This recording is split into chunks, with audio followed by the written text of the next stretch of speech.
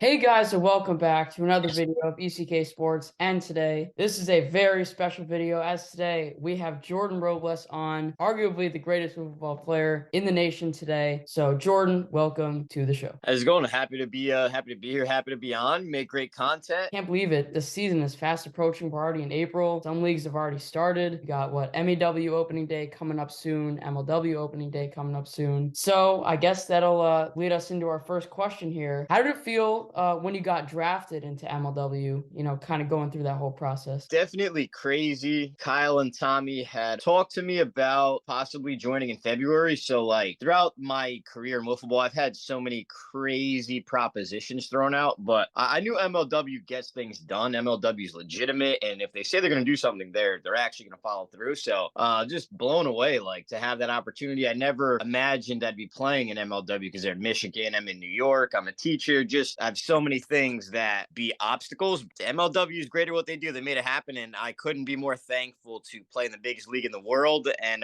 play in front of the biggest audience in all of wiffle ball. I cannot complain. It's I can't fathom it. I always say, like, when I'm with Tommy or Kyle, like, it hasn't really set in yet. Every time I go to the Meadows, I'm still like, I'm here at the Meadows. Still doesn't feel real, but I'm just appreciative and thankful to be a part of the league. Cannot complain by any means. Yeah, if you didn't know, I was actually at the Boston tournament that you were at, Oh like wow, that's going a way back. few years back, yeah. And I mean, I didn't really know much about, you, or I think like Vinley and Kayvon were there as well. So I started to get more into the fast pitch the past year, and it's great with with MAW there as well. You guys are playing the Eagles opening day. I think you guys are winning that series, especially with this first pick coming in. How are you feeling for coming up opening day?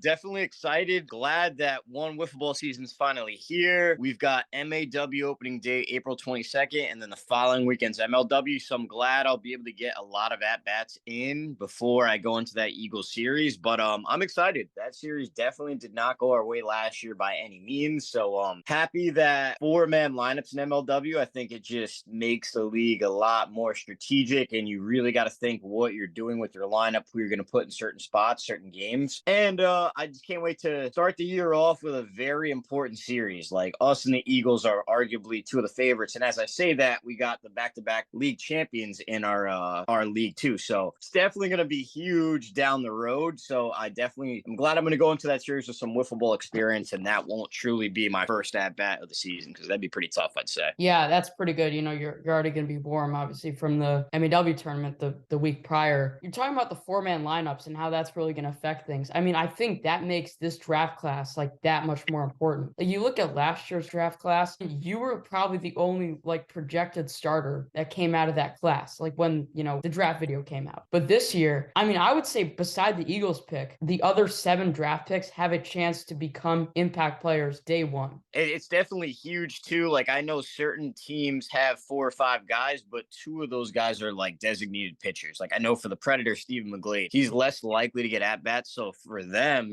they could be looking at someone who's a legitimate wiffle ball hitter that's got prior experience in various leagues. So they could truly change their season if they somehow steal a good bat. Any team, if they steal a good bat, they steal a good arm, they could change their season. Yeah, this draft's gonna have a huge impact. As a Predators fan, I'm hoping for a wiffle ball experience hitter. I really hope it's not an Alma College player. Oh, that's rough. Who do you think, like, just around the league could break out this year in MLW? I would say the 4-man lineup definitely forces the D-backs to make a decision. Are they going to hit Casey Bennett, or are they going to hit Trey Flood? I think they'll probably give Trey Flood more of the at-bats in the beginning part of the year. And I think Trey Flood's a great player, so he will definitely be someone that's going to benefit from they have to hit someone fourth. And if Trey's hitting, they're not going to pull him out of the lineup. So I think Trey is definitely going to have a lot bigger of a year. He had a good year last year, but offensively at play, I think he's going to step up a lot this year. Yeah, I mean, I think he has a lot of potential, both on the mound and at the plate. The D-backs, I feel like roster wise are kind of in a similar position to you guys, where that number 2 arm is kind of a question. Even that like third and fourth bat are also kind of questions as well. So I think it's kind of similar when you compare the two teams, with the fourth hitter being added. And I think, the number 2 arm is still kind of up in the air. How do you guys like plan to attack that whole situation? You still got Ben Wilson, Brendan Davenport, Caden Irwin, and these 2 draft picks. They're all kind of fighting for those spots. Yeah, so I would say we have the number one pick of the draft. So we kind of have our pick of the litter. When it comes to drafting players, TC3 handles really all of that. But my input as to what I would like, what I think we need as a team, I would say definitely a hitter. When it comes to postseason, where inning restrictions are thrown out the window, I'm confident I can keep us in the game against any team in the league. So having that extra additional bat that could guarantee me a run, where say I give up a random solo shot, he can give me that solo shot back and we're still in the game. That's personally what I think we need, but you can never have enough arm. Maybe stylistically, if a team sees me 4 times throughout the year, they should hit me over time. So maybe getting that second arm is beneficial later on in the season if guys have seen me a lot, or throw them during the regular season. So come playoffs, that's the first time that team sees me all year. You really can't go wrong being that we have the number one pick. So I'm excited myself to see what happens. Can't wait to see my new teammate. Yeah, I can't wait to see too. That's going to be really fun to see. A lot of people want Grant Miller to go number one. Some MLW fans that watch KZU and all that stuff. So, I mean, you guys would probably win the World Series if you got him. Let's talk about pitching. What's kind of the plan for the Arsenal this year? Yeah, so Arsenal is throw pitches that don't get hit over the fence. I'm going to quickly find that out opening day in the series against the Eagles, team that hit me very well last year. So I kind of learned a lot more towards the second half of the season and just figuring out pitches that I can throw regardless of how heavily scuffed or how lightly scuffed the ball is on game day or how dented the ball is. So changing speeds. I have a couple new pitches that I definitely will be throwing out there, but we'll see come opening day when that video gets uploaded. Yeah, that should be really fun to see. So we'll transition from MLW to MAW because I do have some questions for that as well. And I think the main one is something that happened is Voodoo, obviously the team that you captained, is no longer going to be in MAW this year, and you're now playing for Earl, who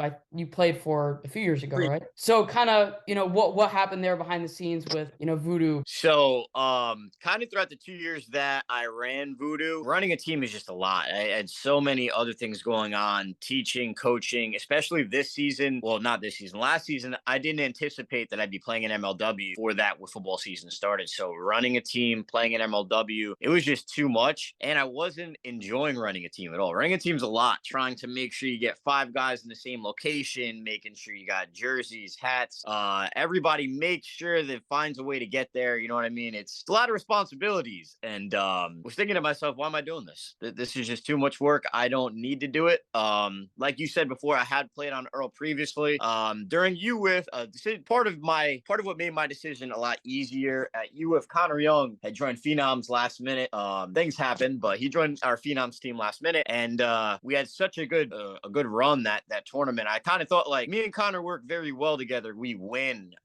He's just a good mind for the game, and he sees things that I don't. So I figured like I don't need to run the team. I go back to someone where we have a lot of winning history, won a ton of tournaments together. I get to just show up and be a player. So that kind of made my decision a lot easier. Connor runs everything. Any complaints, I immediately complain to Connor. If anyone out there has complaints, complain to Connor, because my favorite thing to do now. Running a team, a lot of work. Think carefully before you take that on, I'll say. Also, you took a teammate with you. Vin Lee is also going to Earl. Something that I've been trying to figure out is like how pitching is kind of handled within the tournaments. Like, I see, let's see, in U-Wiffs, you got, Ryan McElrath. He threw the final 8, the final 4, and the championship. I mean, obviously he's probably the best pitcher in the world right now. Kind of talk about like that strategy, since I mean you were a captain yourself. And so it's definitely very different than how pitching is ran in MLW. Certain guys, like for the Juggernauts, as an example, Ryan is their ace. So no matter what part of the tournament, if they're in an elimination game and they're playing a high level team, Ryan is going to get the ball. That could be Saturday night in the round of 32 or the round of 16. Whereas like us, the Phenoms, we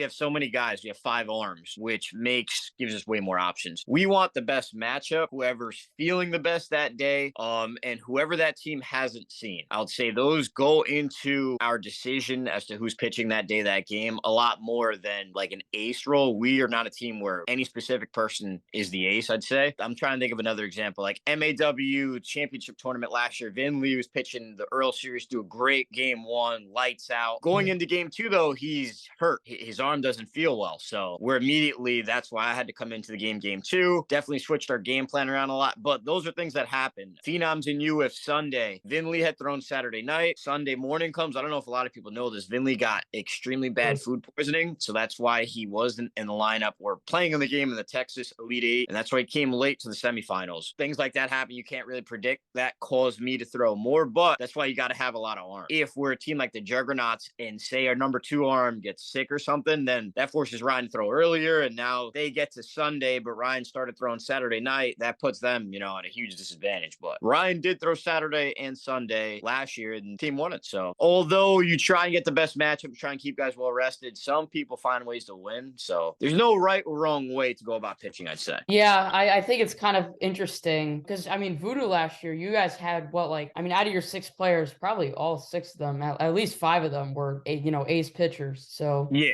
definitely. I never want to be on a team where one guy has to throw 10, 15 innings minimum a tournament to try and win. More arms, the better. And the less teams see you, the better it'll be down the road. So really can't go wrong having as many arms as you possibly can, I'd say.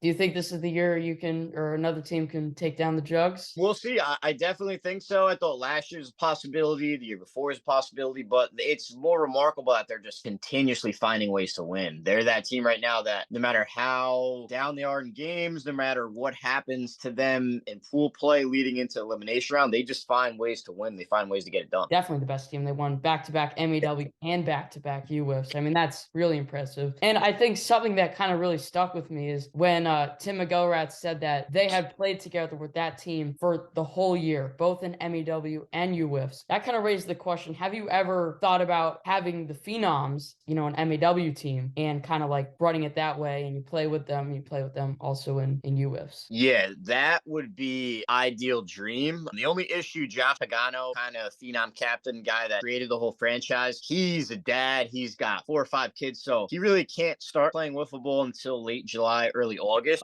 And he's in Connecticut, so for him to come from Connecticut to York, PA, be difficult. And then our other teammate Toast is in Savannah, Georgia. That I think makes teams so much better, having played together through every tournament throughout the season. And even like teams or not teams, people are just now catching on to the Jugs because they're winning. But the Jugs have been teaming together truly since 2019, 4 years ago now. So there was a lot of years where they weren't that successful, but they stayed together. They continue to play together. Like when you stay loyal to your stay loyal to your friends, stay loyal to your teammates, and you grow and try and get better rather than pointing fingers. I think that's the best way to go about it. I think they have earned where they're at. It sucks losing to them, but it's awesome to see how they stuck together. The year before they won U-Wiff last year, they had got eliminated by Whippet Saturday night. No one thought the Jug would get eliminated Saturday night that year. First year of U-Wiff, I believe, was 2020. And it was devastating. Those guys were devastated, but they stayed together. They got better. And look at them now. 2-time U-Wiff champs, 2-time MAW champs. So don't get bitter, just get better. The grass isn't always greener on the other side. No, that's very true. And, we'll see if they do a three-peat in both leagues. Another thing that happened, I guess, this offseason was you got to pitch and hit off Trevor Bauer and with BLW, another league that I follow and I like to watch. And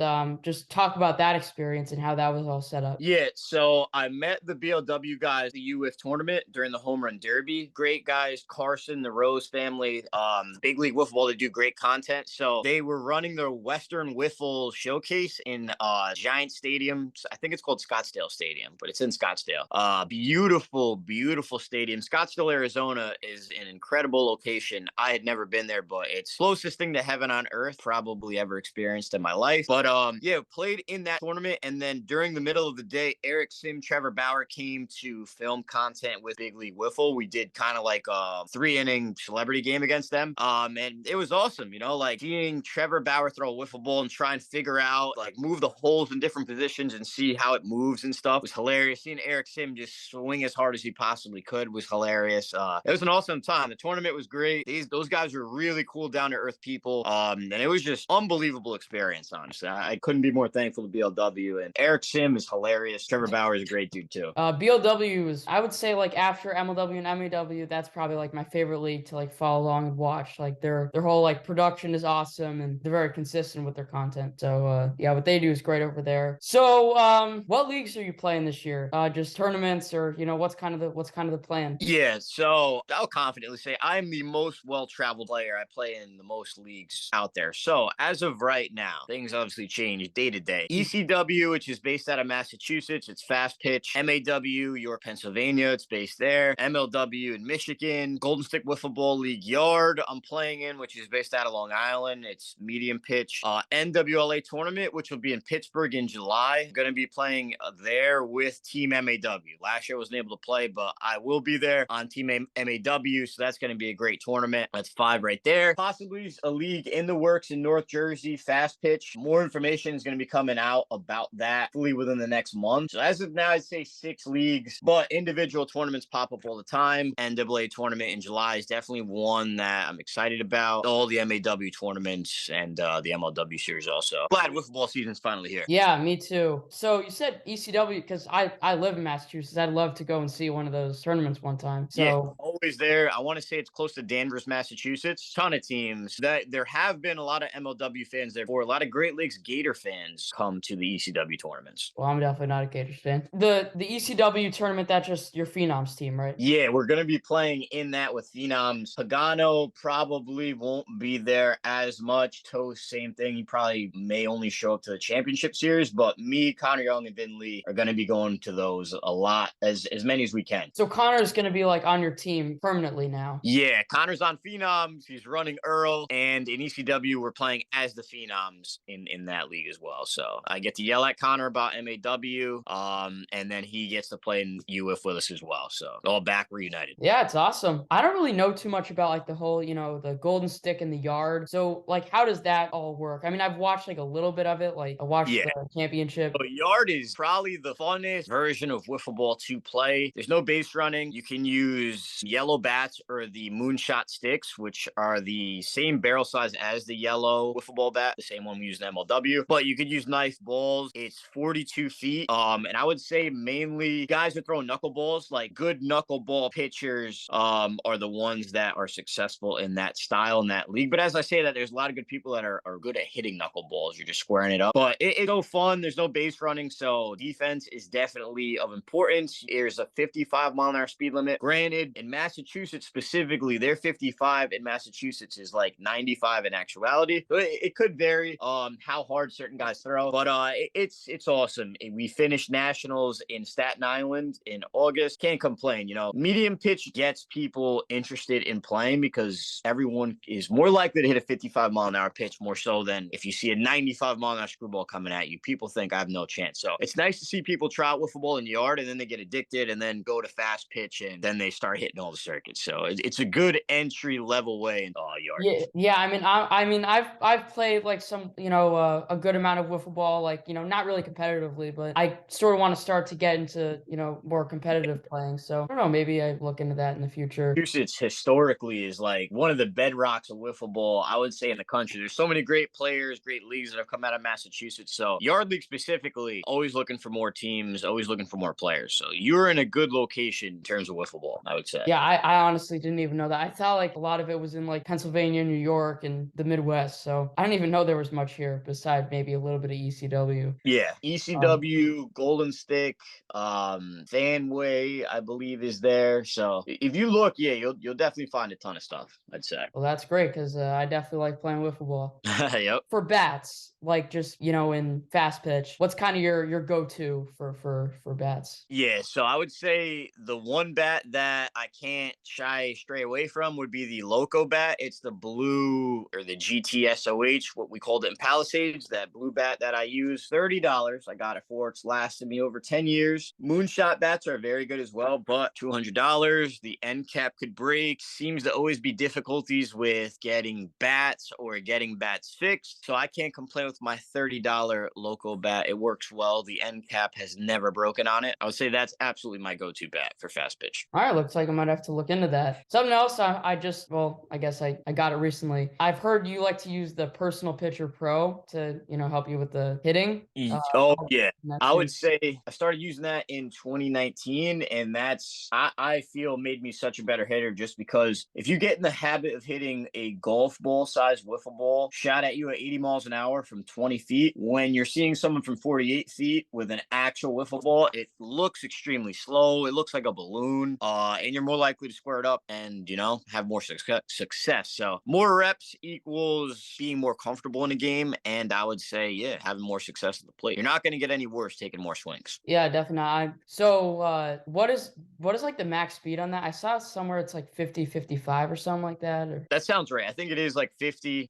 You can't really place it too far away from where you're hitting. So although the max speed is only 55, if you put it 20 feet away, it feels like it's absolute cheese. I just bought that for my baseball team that I coach at the school where I work at. So it's funny seeing my guys try and hit the wiffle balls with their bat, but forces you to stay balanced, keep your hands back. So it's good. It's good for baseball, wiffle ball. I'd say softball as well. Definitely a good tool to use if you want to be a better hitter. how are like the breaking balls in that with the wiffle balls? Yeah, so they're great. They can throw very good sliders. Can throw the same way a two seam cutting fastball. So you get that righty slider, you get the righty curve coming in, or the two seamer coming in. It doesn't really shoot the ball in the same spot all the time. Sometimes the machine will like throw one pitch slightly slower than the one it just threw. So it's almost like you're anticipating a changeup and having to stay back and make that adjustment. Movement, different speeds, and just getting in the habit of hitting a golf ball size wiffle ball is so great when it comes to a game situation and you're hitting a bigger ball. I mean, that sounds like something I could definitely benefit from. Yeah, I think we're gonna wrap this up, but one last question. This is exactly how I wrapped it up with Chadwick, and I'll wrap it up with you this way as well. So I saw that you checked out MLW Sim earlier. So what do you think about it? Yeah,